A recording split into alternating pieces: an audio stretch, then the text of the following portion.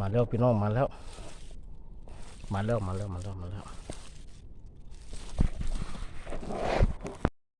สบายดีพี่น้อง FC ที่อยู่อีสานเนาะพังไทยหรือว่าพังลาวเฮาหรือว่าที่อยู่ต่างประเทศเนาะ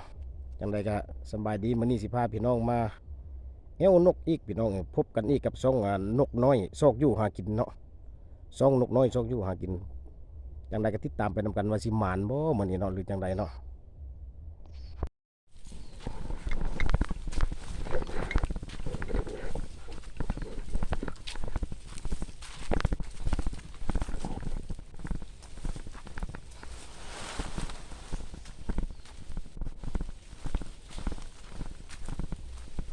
เลาะไปตามทางนี่แหละพี่น้อง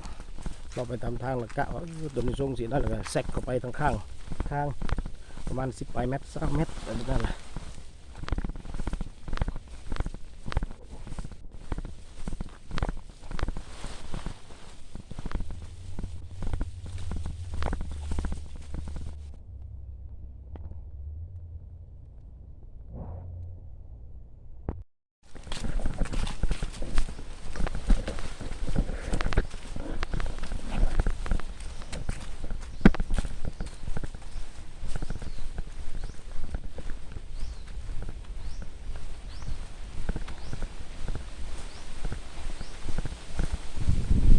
ลมขนาดพี่น้องเอ้ย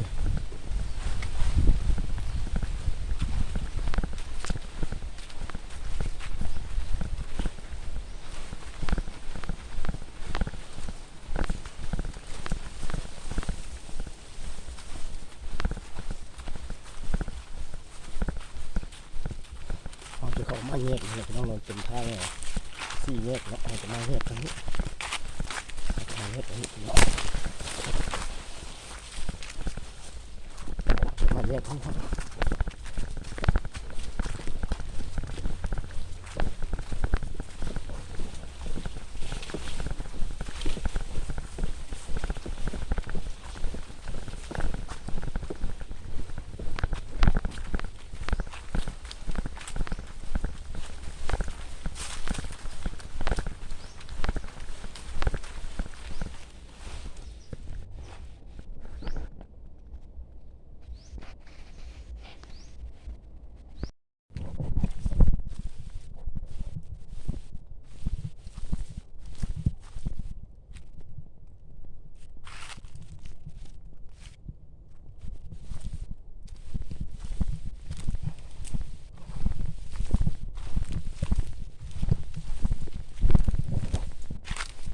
เดี๋ยวนี้มันจะเป็นโดนหัวหน้าเนาะพี่น้องเนาะมันจะเป็นโดนหัวหน้ากระเจ้าอยู่แถวนี้เนาะ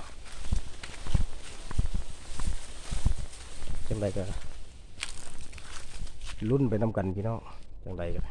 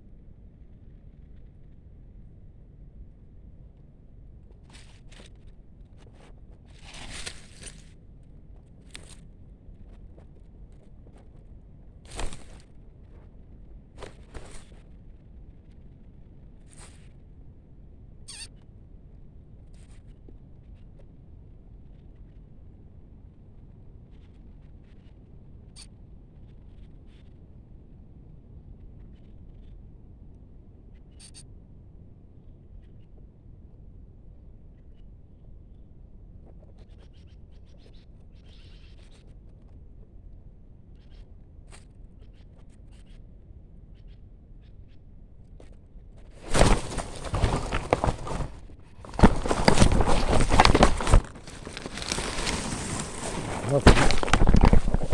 มาแล้วมาแล้วเนาะมาแล้วเนาะ